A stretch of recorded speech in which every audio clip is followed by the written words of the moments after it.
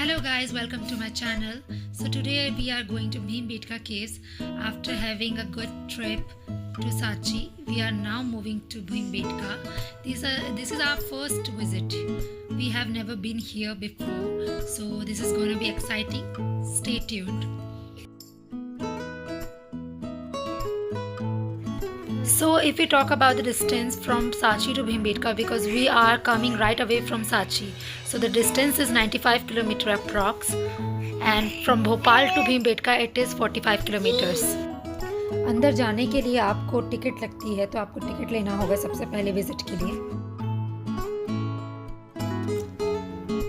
Bhimbetka caves are group of 750 rock shelters. Can you imagine that? Spread over an area of 10 square kilometers. And please don't ask me where I got this knowledge, because I have researched a lot in Google. Caves were formed over 1 lakh years ago during the Paleolithic era. The most striking features were Bhimbetka caves is the ancient rock paintings. These paintings depict scenes of everyday life, including hunting, gathering, and rituals. They are estimated to be between 10,000 to 50,000 years old.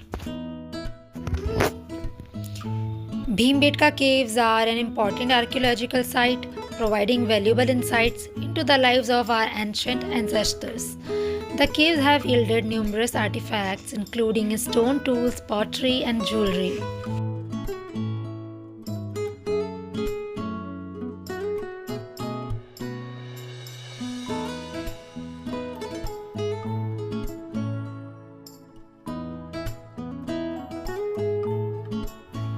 For your information, Bhimbetka Caves, a UNESCO World Heritage Site located in the Raisen district of Madhya Pradesh, India.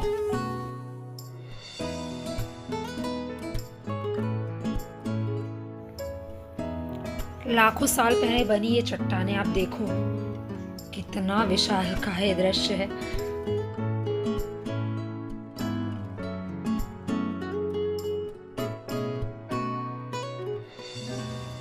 It is located between the lush green forest of Bhimbetka.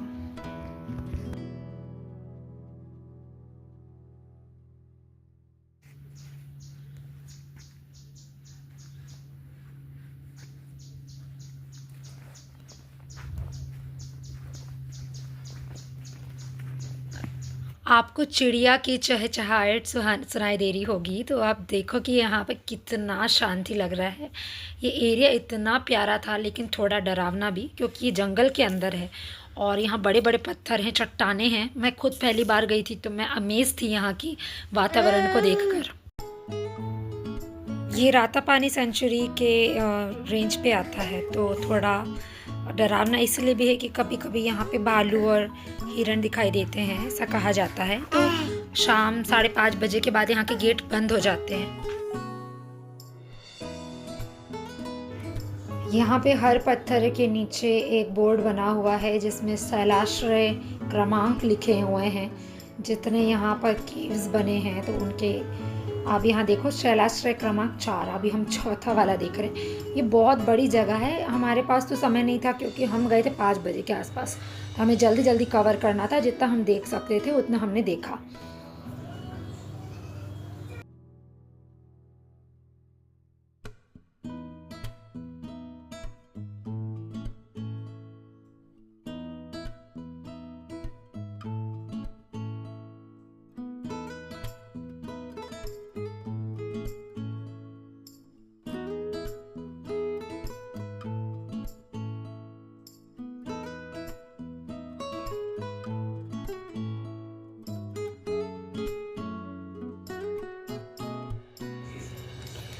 Bhimbetka गुफाओं में रहने वाले लोगों का जीवन कैसा था, यह जानना बहुत रोचक है. उस जमाने में लोगों का जीवन बहुत ही सरल और प्राकृतिक था. लोग गुफाओं में रहते थे, जो उन्हें प्राकृतिक सुरक्षा प्रदान करती थी. वे अपने घरों को पत्थरों और लकड़ियों से बनाते थे. उनके घरों में आग जलाने के लिए एक जगह होती थी जहां वे अपना भोजन पकाते थे. लोगों का काम शिकार करना, फल सब्जियाँ इकट्ठा करना था। वे जंगल में जाकर जानवरों का शिकार करते थे और फल सब्जियाँ इकट्ठा करते थे। वे अपने भोजन को आग पर पकाते थे और फिर उसे खाते थे।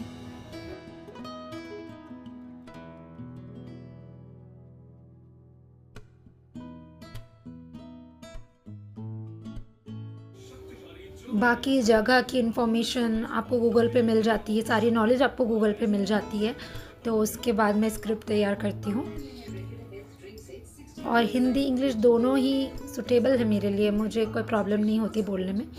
बस ये है कि मैं वॉइस ओवर अभी इंग्लिश में इसलिए करती हूँ क्योंकि बहुत सी ऑडियंस ऐसी हैं जो इंग्लिश स्पीकिंग है।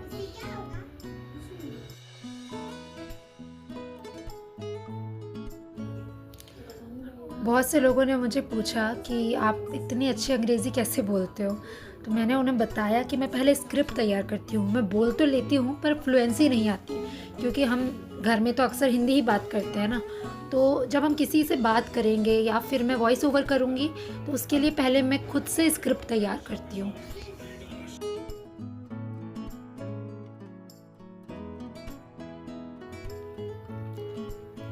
जिस चीज़ के बारे में हम जानते नहीं, अब उतना बोलना अच्छा नहीं लगेगा, क्योंकि जितना अधिक ज्ञान हमारे पास होगा उतना ही अधिक हम बातें कर सकते हैं, उतना ही अधिक चर्चा हम कर सकते हैं।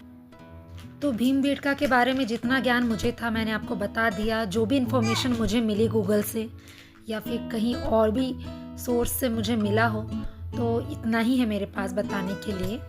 और ज्ञान के बिना हमारी बातचीत और चर्चा सीमित हो जाती है, इसीलिए ज्ञान प्राप्त करना, उसे साझा करना बहुत ही ज़्यादा ज़रूरी है। तो दोस्तों, भीमबेटका गुफाओं की यह कहानी हमें हमारे अतीत की याद दिलाती है और हमें अपनी संस्कृति को संजोकर रखने की प्रेरणा देती है। I hope you liked today's video. This is the end of the video and we will meet soon in another video. आपको कैसा लगा यह वीडियो ज़रूर बताइएगा कमेंट्स पे, और मैं किस सब्जेक्ट पर कंटेंट क्रिएट करूं मुझे प्लीज़ ज़रूर बताना। Thank you, bye bye.